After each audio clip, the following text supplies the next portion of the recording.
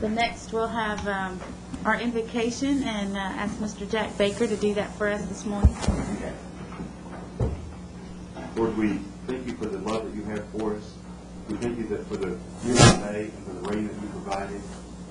We ask for your guidance today when we make decisions on behalf of the Cherokee people. In Christ's name, amen. Amen. Thank you, Mr. Baker. Okay, roll call, Shelley. Roger Connor. Here. Bill England. Here. Bill John Baker. Jack Baker. Here. Joe Crittenden. Meredith Rayleigh. John Garvin. Bill John. Cherokee. Here. Johnny Keener. Jackie Bob Martin. Tara Callan Watts. Honey. Phyllis Shargy. Here. We have one. Okay, we do have a quorum. All right, on the minutes for September 12th regular session. Move for approval. Second.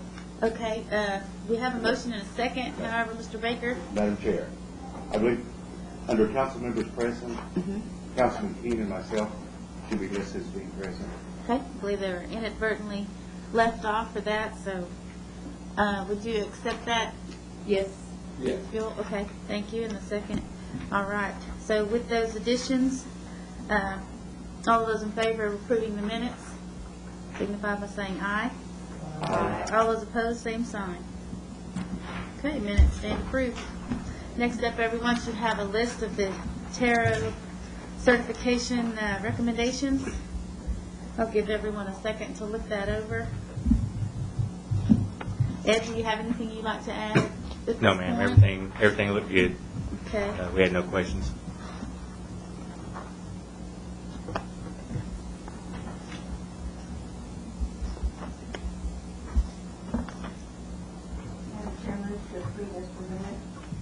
Have a motion. Do I have a second? Okay. I have a second to approve the list as presented. All those in favor say aye. Aye. All of those opposed, same sign. Okay. Certifications are approved. Thank you. Thank you. Next up are our reports. Ms. Kelly, I believe I saw her come in for career services and employment. I have some facts. I think I told you at the last committee meeting that we were working on development of a one-stop employment center, and this is the PowerPoint that we presented to the chief, and it's also been presented to the service team. And what we're doing is we're getting data and information from the various service delivery agents throughout the programs to determine what the flow of traffic is going to be. Are you familiar with the one-stop centers that the Employment Services has? Most of you are.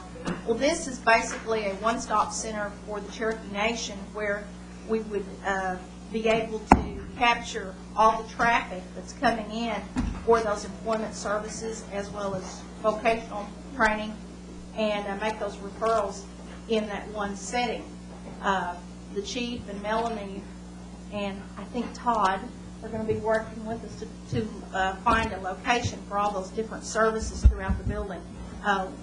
One of the things the chief wants to do is to make sure that the services in the main building are service oriented. So we're going to be working toward that after the first of the year. And this is kind of a review of the one-stop center. I gave some scenarios. Right now we have clients who come in who are wanting general assistance. They're wanting to pay for their rent or utility bills, and sometimes that could be $100 to $250. Well, normally they would go ahead and give them that check the first time. Then on scenario 1, which is the second instance, they may come in 3 months later. It's kind of like a revolving door. After the 3 months, then they'd be referred to the one-stop center.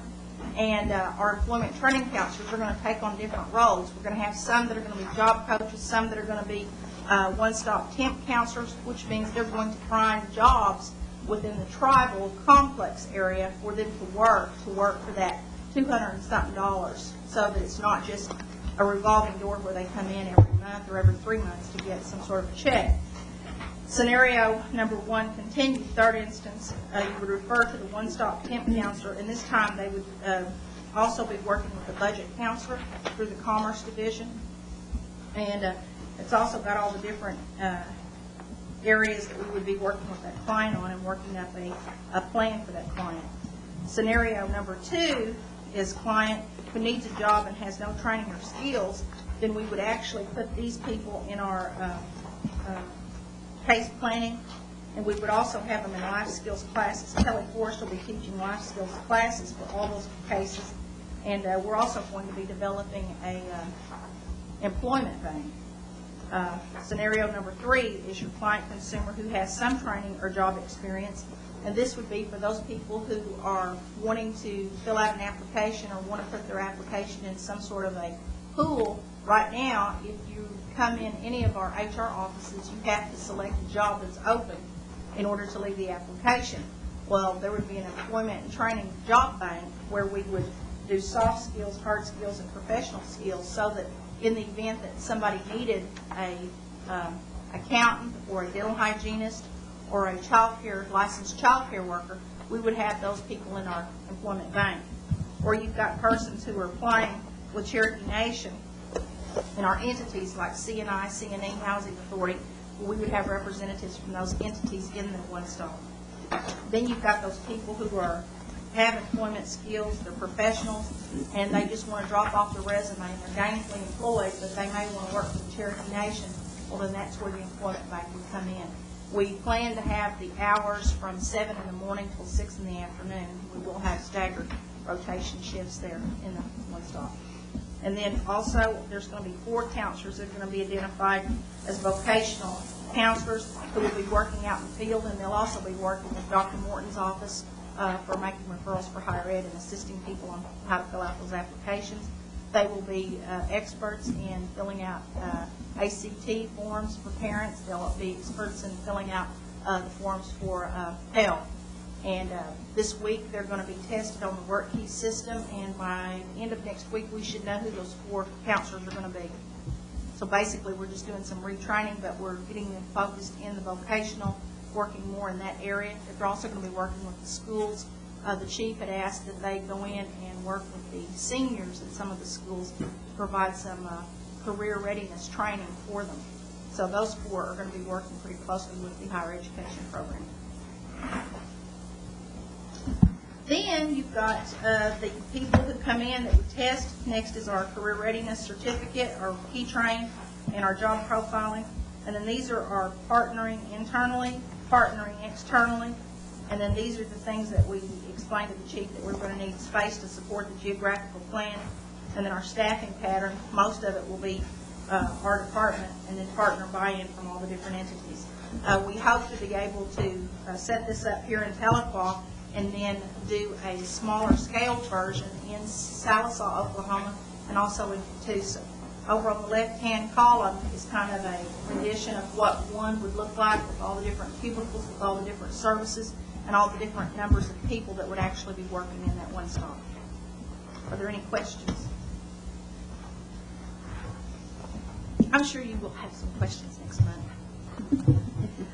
Next is labor market information. I know that most of you are asked from time to time, what is the unemployment rate in your counties? Ever so often I'll provide this information for you so that when you're out and about in your various districts, somebody asks you about the employment rate or unemployment rate, you'll have this information. Do y'all have any questions? Thank you. Oh, that's the end of your report? That's it. Phyllis, wait, Diane. Phyllis has a question. Oh. Hopped off too soon there. Thank you, Madam Chair. I'm sorry, I wanted to make a comment or apologize to you about the meeting with the mayor of Bayou. I was never able to talk to you. It's okay. But I appreciate your work in coordinating that meeting, and I'm sorry I didn't make it that day. Phyllis, if you ever want to sing, come and go with me to EODD. He's always at EODD. Okay. Okay. And with the 4 counselors that are going to be working with town entities, what's going to be left for the higher education counselors to do? That was my question. Your higher education counselors are focused more internally here. Right now, we have outlining field offices, and what we're doing is we're going to identify 4 of those employment training counselors, and they're going to be focusing just primarily on vocational. They're going to be focusing on the scholarship, Pell, and all that stuff for vocational. But they can also be an extension to assist Dale. Juanita and Dale and Dr. Morton and I have been in some collaboration on some things that we could do to assist them out in the outlining offices, because we've got those field locations, and we can assist them, the parents or the students themselves, in helping to fill out those applications. If you've ever filled out an ACT form, or if you've ever filled out a Pell form, they're a little complicated, and parents get real frustrated. They go up to the high schools, and a lot of times the high school counselor just doesn't want to take the time to explain or help them fill it out. So one of the things that we're going to be doing is those vocational counselors are going to be out there in the field to assist those parents. They're going to be putting on some financial aid workshops in the evenings at some of the different locations to assist parents so that they fully understand what's being asked of them and what kind of documents are needed. I would really appreciate if you could keep me updated on how that's working. Okay. Because I have some questions in my mind that Okay. hopefully you'll be able to answer. Okay. All right. After we get those 4 counselors identified, I'll be glad to share who they are, because they don't know with themselves. We're taking the 4 that test out the highest on that work piece. Well, I'm really interested in how that's going to work with our current manager. Dr. Morton has been very receptive, and so has Dale. In fact, the chief is the one who suggested that they go out and do some of those financial aid workshops. We were doing a couple in different locations at the VOTEC. We were working with all the different entities, and higher ed is going to be a part of that. And I felt like that if my people were out there in the field, then they could be an extension while they're out there brokering for the vocational. They could also help out with higher ed as well. Well, I'm not surprised that's coming from your end over there. And I think that what one is, would be receptive to that. I'm just worried about the other parts of the machine there. But I appreciate you keeping me updated. Okay, will do. Ms. Kelly, you have another Yes, question? Bill. Yeah, and what the possibility, or maybe you're already doing it, having the OLAP applications and helping fill those out as well? They can do that as well. They're basically going to be, that's all they're going to focus on. They're not going to be worrying about summer youth. They're not going to be worrying about job development, nothing. All they're going to be focusing on is those vocational slots and assisting with the Pell scholarships that are out there for any of those students that are in those But if we're areas. not pushing OLAP, we're missing the boat. Well, they will know about OLAP. They're going to know about all that. In fact, Dr. Morton and his people are going to work with training those 4 on that side of the fence. They're just going to be kind of extensions. In fact, what I've explained to Juanita is that, Juanita, you're going to be kind of glued to the hip with them for at least the next several months so that we can get this off and running by the first of the year. Diane, I have Phyllis has got a question, but I wanted to ask you real quick also. Are these folks also going to be equipped with laptops and things like that? Because, you can fill out the FAFSA That's online. what we're planning to do. OLAP you can fill out Yes. online. And The IS department has been working to get all of our field offices up on the system. In fact, I think we've got Salisaw is the only office that is not ready yet, but all the other offices are up and ready. And we've got some laptops that are ordered. And after those 4 are identified, if they don't have a laptop, they will have one, because they're actually going to be out in the field. They're not going to be sitting in the office. They may be in the office 1 or 2 days a week, but they're going to be out at these schools, and they're going to be out at the high schools, and they're going to be all over the 14-county area. okay. And there's some other programs that you could kind of hook up with, too. It's talent search programs. Quest has the talent search and Upward Bound. We have talent search at AIRC. So, Yeah, we work could pretty work closely together. right now with Yeah. Dr. Holland on the employment end of it, Yeah. but we'll have to look at the other side of it when we get those 4 people identified. Right. Yeah, because most parents don't realize that you have to actually apply to get a PIN number before you can actually go and fill out that FAFSA online. That's right. So there's a few days waiting period there. Phyllis, thank you. Do you have a question? I was just going to add to Mr. Baker's suggestion about the OLAP. It's really important that they get apply for that early, get on the list for that very early, so some of you, workers, when they can concentrate on getting them, so that they have the ability to know when you fill that out, because I think they have to apply, don't they, by the 8th grade? or something? 8th, 9th, or 10th, that's by the end of, by like July 1st of their 10th grade We year. have a lot of our students, that opportunity, they've missed out, because they don't know about it, or when they hear about it, and if they're already seniors, they have to be on the list for so many years. So I think that's a great idea. That's a very good idea to have your summer youth workers, because you know their income, so you know which ones qualify exactly and which ones don't. You know, for OLAP, income's $50,000 a year, so. That will be part of what we will That's a great incorporate idea. into the summer program, that those vocational people will be used to work over there with those students. Yeah, great. Thank you. Thank you, Ms. Kelly. Anything else? All minds are clear. All right. Next, we have Commerce and, Ms. Shea is here. Good morning. Good morning. I'm Shay Smith. I'm here for Anna Knight. Anna is on her way to New York right now. As we speak, she's going to a SEED meeting. SEED being the IDA pilot project at Sequoia High School and ICW, the foster children. So talking about SEED, I'll start off with that program. 2 weeks ago, the Indian Child Welfare SEED participants had a car wash at AutoZone to raise money to deposit into their savings accounts. They raised $350, which will be divided among the 11 ICW participants who came to the car wash and participated. The Sequoia High School SEED participants have started a business, and it's called Rising Spirits. I'm not sure how much you all have been informed about that, but basically what they do is they sell spirit items at the Sequoia High School games.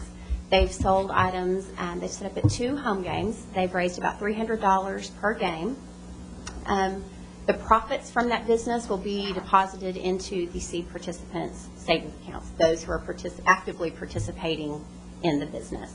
And the goal of that project was kind of twofold. Number one, to do some entrepreneurial training with those students, and number two, to raise money for them to deposit into their savings accounts. We're having a little bit of a problem getting the families to contribute to the savings accounts of the participants. So we're looking for ways for the students to earn money to deposit on their own. So that's where we're at with SEED. The self-sufficiency counselors for the mortgage assistance program have been hired. We have one in Jay, we have one in Salisaw, we have one in Tahlequah. We do have a position in Claremore still open. Those counselors are meeting with clients that we have gotten from the Housing Authority. We've had a real positive response. We're working on credit repair. Melanie from Career Services is working with some on career counseling. Gwen Going Snake from Human Services is helping us. We haven't had to refer any clients to her yet, but she is helping us kind of muddle through the applications and giving us a heads up on what we need to be looking for. The Small Business Assistance Center has a trust authority meeting scheduled for tomorrow. We have 5 loans coming forward, 2 youth microenterprise loans. We have 2 IRP loans and 1 microenterprise loan up for approval. The 2 IRP loans, if either one of those are approved, will be completely out of IRP funding. We have applied for, or we will be applying for a $750,000 loan when the funding cycle opens in the spring. You guys already approved $500,000 in matching funds during the budget cycle for that loan program. We will continue to assist as many clients as we can through the microenterprise and the eFund loan program. If we have people who are needing more than $25,000, we'll assist them with finding funders outside of Cherokee Nation or outside of us. So just kind of a heads up on that. We will be out of money if either one of those loans are approved out of IRP funds. Any questions about that piece, about the loan programs? Anybody have any questions? About the IRP or we'll be presenting a resolution to apply for that funding from USDA in the coming months as well. We have been having some community tourism meetings. We've had 4, one in Evening Shade, one in Marble City, one in Dry Creek, and one in Tailholt. The intent of those meetings is to present community members with agritourism opportunities, basically showing them what tourism opportunities are out there and what tourism can do for them personally. how it can benefit not only their communities, but their families and themselves as individuals. So we've had a real positive response from those. There have been about 15 people at each of those meetings. Our counselors have had people coming back in. They go home after the meetings and think about what can I do, and what opportunity is there for me, and how can I get there. So we've got some people who are actively pursuing some agritourism opportunities, which we're real excited about. So one last note, the full-time tourism office that was also funded during the budget cycle, that job description is written for that tourism coordinator. We will be advertising in about a month and hopefully have that office up and going by January. So the intent of that office will be to primarily focus on the tourism initiative. That's what that individual will be doing. So that's all I have, unless there are any questions. Do I have any questions? Okay. All right. Did an excellent job. Thank you. Next up, Mr. Slayton, CNE Tarot. Morning.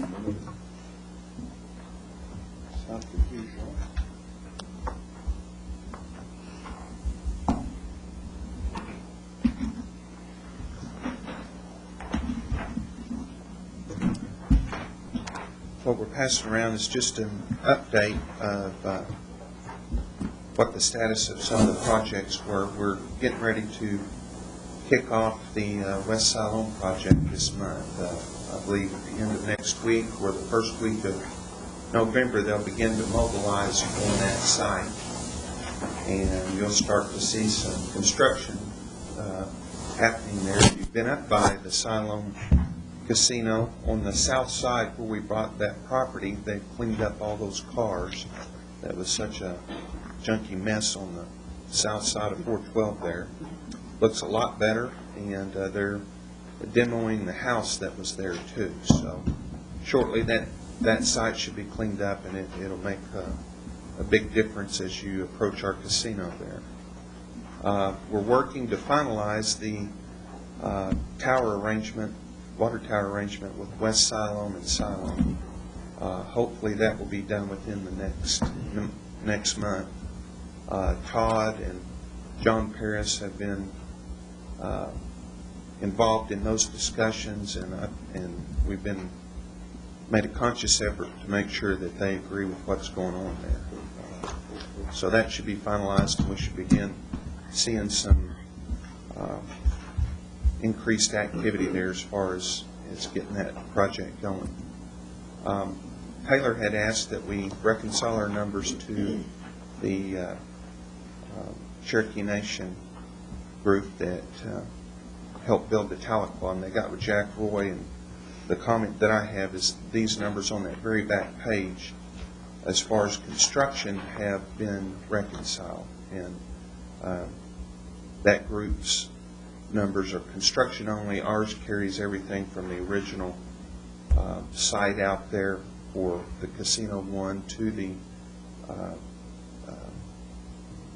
infrastructure that we have to put in that they don't have anything to do with, like the IT stuff and things like that. So our numbers will be higher than what theirs will be, but the construction dollars have been reconciled, is my understanding. That may be a little confusing as you read through it, but hopefully it answers some of the questions that you've had. The Travel Plaza at Rowland is proceeding. It's behind schedule for a number of different reasons, one being weather delays, 35 rain days. I'm sure what's happened over the last weekend will add a few more. Also, ODOT approval for redoing the intersection there is just dragging out. It's pushing the project to completion to late December, first part of January.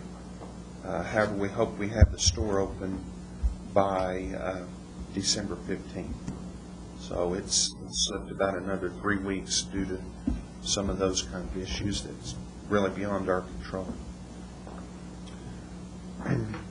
The parking garage at Catoosa is continuing to make progress. If you've been by there, we've got all the asphalt removed. They're actually excavating at this point, and they'll begin setting the concrete forms in the next month or two. So that project's proceeding nicely. We're still developing what we want to do at Catoosa, and not sure when we'll have that ready to bring forward, hopefully within the next month. And then the expansion at Rowland will begin in December. We're adding a restaurant there and some back-of house to the casino. I'll be happy to answer any questions. Anyone have any I questions can. at this time? Yes, Dawn, and then Which casinos do the best? We're not compared to the others. Well, I tell you, the one that made the most improvement over the last quarter was Rowland, and it's been going strong since we remodeled that back in January. Salsaw's doing very well, and as is Tahlequah here. We've seen an increase in Tahlequah. Haven't seen much slippage at Fort Gibson at all, and none from the Sallisaw opening. That's just added to what we've been doing. So it's not cannibalizing anything. Bill, did you have a question? Where's the new restaurant? The new restaurant that I was talking about at Rowland will be on the south end of the existing casino. We're going to go out into that parking lot. It'll be a 24-hour cafe, and then there'll be an employee's dining room there for the employees, and some back of house, which if you've been to that facility, it has none. And we're having to put our people up at Sallisaw administratively and try to manage both properties from there. The other thing that we're doing is adding a warehouse on that east side and a cage, remodeling the cage there. Anything else, Bill? Mr. Martin? Thank you, Madam Chair. Tom, I have forgotten about you mentioned the property outside of 412. Yes, sir. That's all right. I know about that yesterday. I know, the cleanup that was much needed. Right. How many acres is involved there, and what is the proposed plan for the property when you get it cleaned up or whatever? Well, we haven't decided for sure what we're going to do with that. We bought it to clean it up. Yeah. It was going to have a very nice casino on the north side. That got junked it up purposely, probably, to get us to buy that. So, but I think there's 3 or 4 acres there.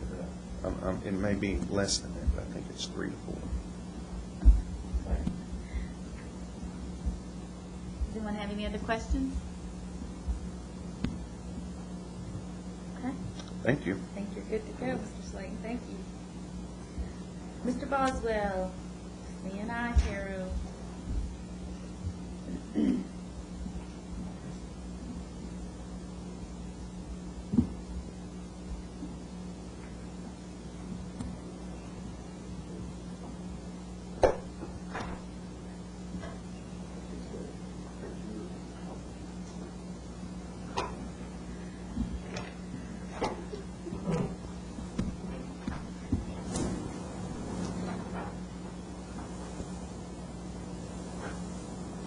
It's freezing. Can we turn off whatever the air is?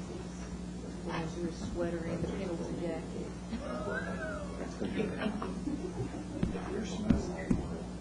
Okay, I'll leave them right here. She'll just Won't be designed as freezing.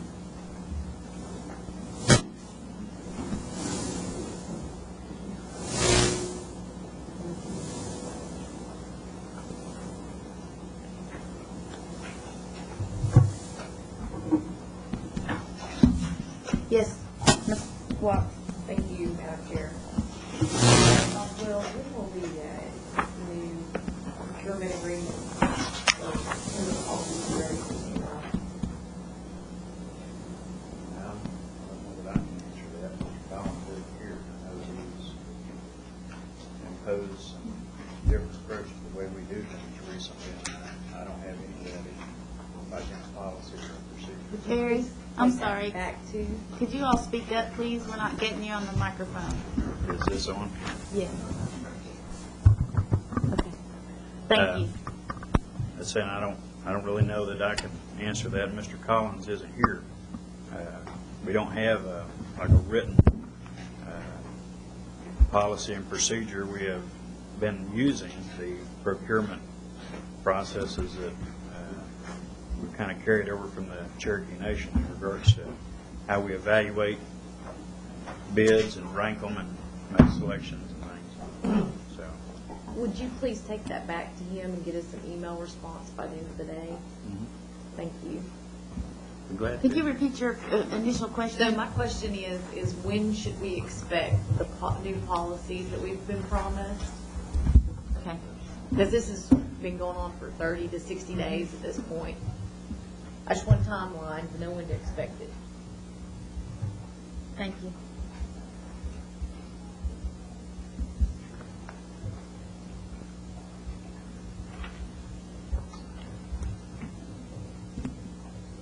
Mr. Boggs will take his notes and then he can go on with his report. Oh, do you have a question? Taylor? Just get the chief's down. Oh, okay. Yeah, I believe she's, go ahead. Mr. Boswell, so far, every one of your projects have been over budget.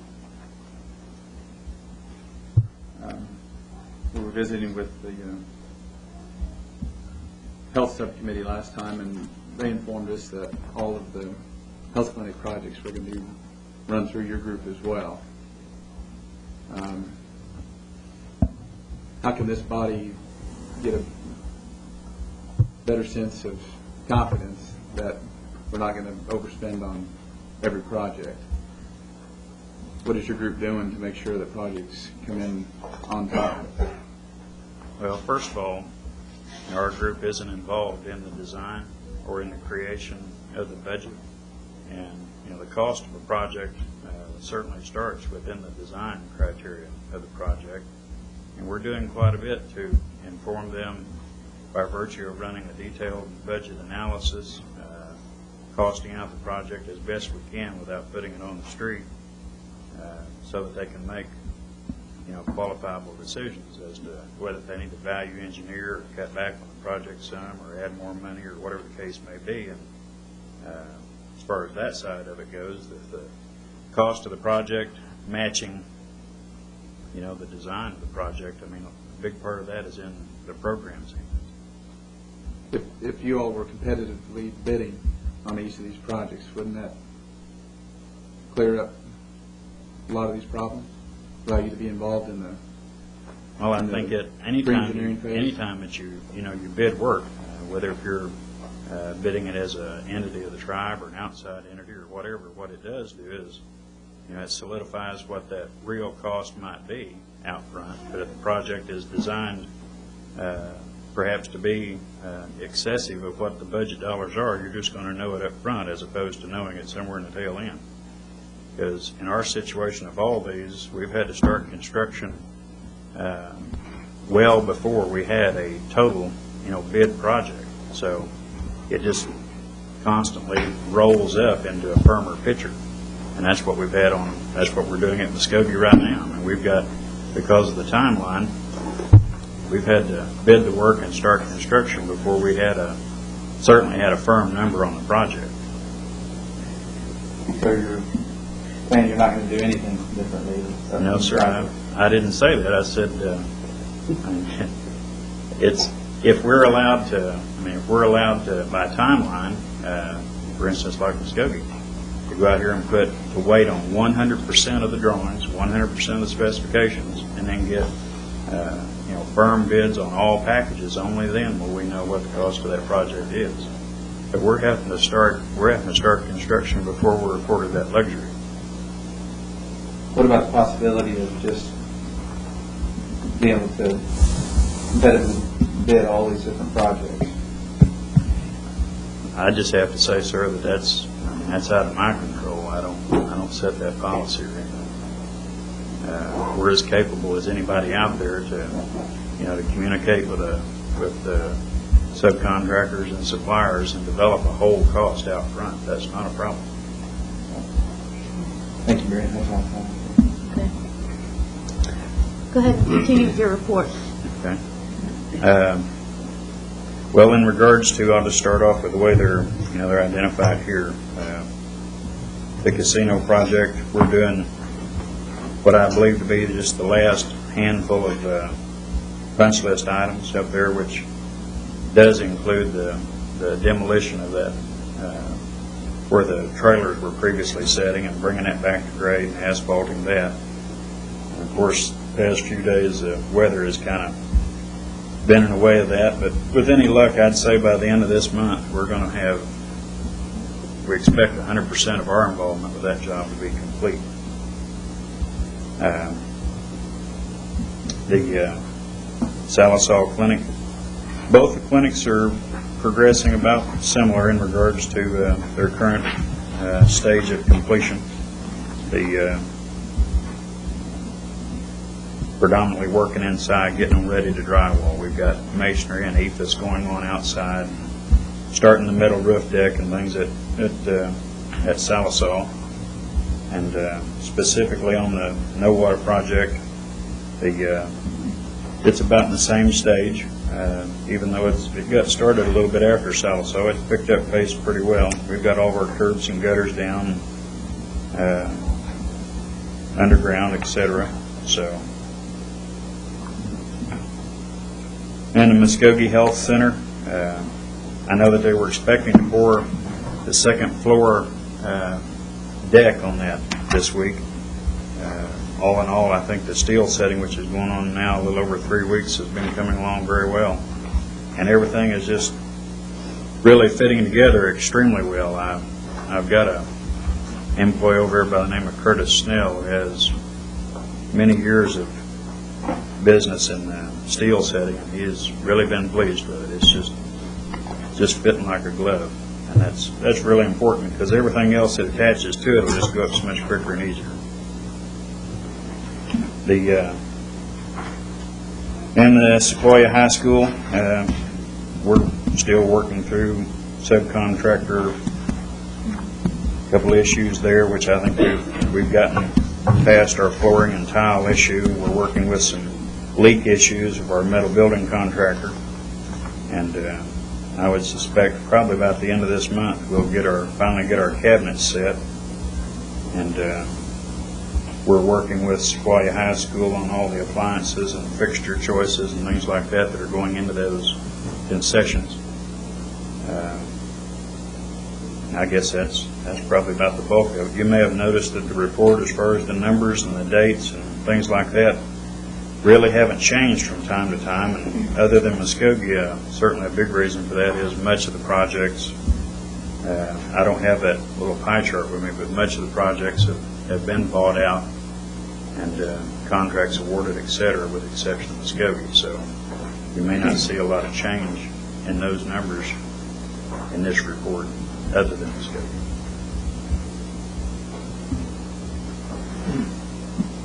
Mr. Garvin? Speaking of Scotty, I was out there yesterday. I thought I'd put my 2 cents in what was worth on the bill. I told him one of those beans was upside down. He said you'd go either way. And you got down that list pretty quick. Thank you. Yes, Bill. Thank you, Madam Chair. Mary, in your defense too, also, being in the business for 37 years in construction, that was a very good answer you gave a while ago about the estimating, because you cannot bid a complete job without a full set of plans. And I know you're doing exactly what you're capable of doing and with what you've got. And so these variances, you can't help that. You have no control. If you're going, and C&E has done that for years. They start projects all the time without full set of plans. But due to the design build of it. So. Well, the way materials and labor as well is increasing in this economy. There's so much construction going on. And I read articles in this and builders magazines and newspapers, et cetera, that because of the influence of those things over price, it's oftentimes thought to be more effective to go ahead and start the process and develop the plans, while you're working on it, because if you wait that extra 6 months or a year or whatever, it can greatly impact your purchasing power on the tail end. So, I can see the critiques of it, each way, but this is the way it's being handed to me right now. That's Absolutely. all I can do is respond to that. Thank you. Thank you. Any other questions? Yes, Mr. King. Mr. Collins is here. Brian, if I could ask you just a couple of questions.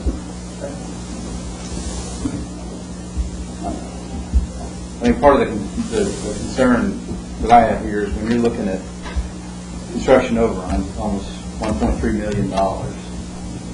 And Brian, you and I have worked together and been around a lot of the projects that Cherokee Nation has done recently. And all I'm trying to get at is how do we get the most efficient way to do business?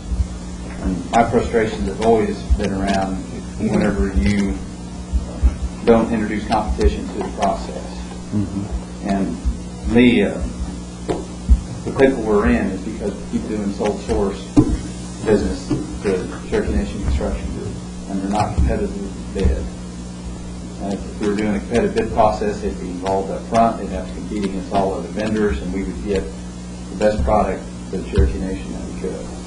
Okay.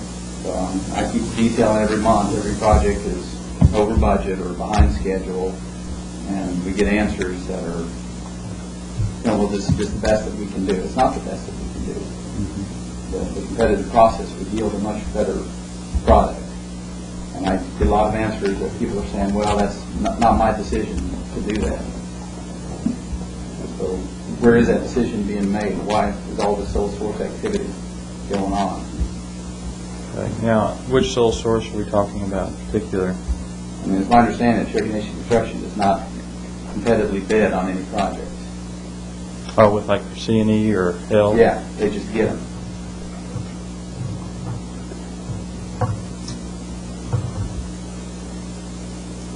I'm not sure why that is. I mean, if we want to go to a straight competitive business mode, then we need to go in and renegotiate our contracts, because we're probably lucky to make 1%. And the whole purpose of the whole branching the business, that's separating the department into a business, was to try to create more jobs and create some revenue. And what I'm seeing right now is a struggle to break even or make a little bit of money. And the reason for that is this group was put there to protect the Cherokee Nation's interest, so that they would have due diligence in making sure that we're using terrible suppliers and breaking the bid packages out to more bid packages, and to scrutinize the dollars to try to bring the nation a product of the same quality at a lower cost. And what's happened in this transition is that we have the principal is now the owners or the customer, and the customer's expectations are still at that point as if we were out there competitively bidding, and we're being scrutinized on every little item and then we're not being able to charge everything back to cost. The whole intent was on a cost plus 10. We're absorbing a lot of overhead within the 10 and having a lot of expenses that we're not able to capture. And it's affecting the business, it's affecting the employees, because you can't pay out the bonuses, the incentive factors. So our best interest would be to compete, because we could use our cost structure now, add a little, and still deliver a lower cost than the market's able to provide. Thank you, Brian. Okay. Is that all of your questions, Mr. King? Kara, yes. Thank you, Madam Chair. And I can't remember if Mr. Collins was with C&E at the time, but I was one of the advocates for bringing Cherokee Nation control back to our construction process, because and there are people that are very intimate with this because they were involved with this, and since we didn't have Cherokees involved in that process last time, we saw where Terra vendors weren't getting those jobs and weren't getting those opportunities because the Cherokees that were involved, I felt like didn't see the value in Terra that were overseeing it at CNE at the time. And so we had to push it, I felt like, into a different entities to make sure that the tribal interests were properly seen if the staff at CNE could not do that. And so, I struggle with that because I want to make sure that this succeeds because it didn't work in the competitive environment. Folks didn't see the vested interest in Taro, and it didn't work that way, so we had to do it another way, I guess, to make sure that Cherokees are represented when other Cherokees don't see that. So. Right. The difficult part in this whole scenario is the large projects, being able to break them out into smaller packages, and then bonding situations, and then performance. When you have very tight timelines and you're at potential risk to where you can't go with a supplier that might provide more risk to Cherokee, and you have to go to a non-Cherokee that might have a larger company to generate. So each project has a little bit of flavor in itself as to the timeline and the risks that you can take with the timeline and the schedule. And so we are working diligently to try and give as much business to Cherokee. A lot of these projects have high percentage of Cherokee, but the larger the project and the larger the bonding requirements puts risk to some of these things. And we study it hard, we look at it hard, we've got a good group of men and ladies they study this, but if we're going to structure ourselves to be a business, there's going to be additional overheads and burdens, and there'll be added costs. And sometimes the customer satisfaction and expectations, they don't come down any. They still expect the same thing, and when we try to save money and do in what we're trying to do for the nation, sometimes that balance gets out of whack, and you're trying to keep the people happy with a lower budget, and it's difficult to do. And that's what I'm seeing a lot of what Barry's faced with. And I've been spending a lot more time working with them, and we are diligent looking at some new opportunities and some new things that how we can structure and make some changes to make some improvements in areas. Carrie, I know you have another question. Todd, did you have something you want to add to that? Address one of the things, one of the questions that Mr. Keene had about the bidding out. CNI is actually competing on other projects. If you look at several of CNE's current construction projects, they were bid out and CNI wasn't selected, so they are competing for those. The only things that they are working on are projects that they had already started as part of the tribe, and as they migrated over to CNI, they kept those with them. So they really are in a competitive basis at this point. Thank you. Thank you, Todd. Thank you, Madam Chair. Mr. Collins, before you joined us, I'd asked this question to Barry, who he was going to take it back to you, but I was curious, do you have a time frame on policy implementation for procurement under construction at CNI? Do you know when we should expect that? I would think that we can have that complete before the next meeting. It should have already been complete. We've had some obstacles that we've had to prioritize our resources, but it is very close to being completed, and I need to coordinate sitting down with the Taro office and review that to make sure that the policy is going to be I should say be in compliance with the laws, and that they can. The main thing is that they will be able to stand behind it and support it. The same way we wrote it at CNE, same way we put together a process and the policies, and it'll probably be very similar to CNE's. You'll find it to be able to enact theirs and just modify it. Okay, thank you. Yule, do you have a quick question? I have a question, Brian. Thank you, Madam Chair. Brian, since construction management or Cherokee Construction has been moved over to CNI, do you perceive now in the near future that we could be a bonded construction standalone company to go out and compete in the real world with other companies now that they're out from underneath the Cherokee Nation government side of it? I believe that will be the case. Working with County Catcher on the the budget. And part of the budget is the credit line. And having a credit line secured right now, going to an unsecured credit line, and the efforts that CNB is bringing the businesses underneath CNB, that'll be able to position us to go into a bonding mode. The other thing we'll be doing is taking the construction group into an 8A, either to some type of a business out from underneath CNB. And that's part of our plan over the next few months as well. Because I think that's where you're going to see the success of this construction. Yes. Is once you get where you're bonded. That's the real world. Thank you. Thank you, Mr. Collins.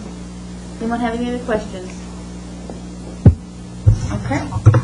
We will move on to old business, where we were looking at the Terra law. Ms. Kelly, it doesn't appear that there's any strikes or changes, or did you have something you were going to bring to us? I think we'd requested it last Madam month. Chair? Yes. I am still in discussions with the administration, as well as our legal counsel, Mr. Hembry, and am not satisfied with where I'm at this point. So I'd like to table it to next month. All right, we have a motion to table in a second. I can respond. We have been, Ann and I, Todd and I have been in meetings to discuss what we're doing here. And once we get our process modified here, then we'll be able to sit down with Brian and CNE so that we can bring them all pretty much in line. Okay. And we're working on that. Hopefully we'll have something. We'll have something like this on next month.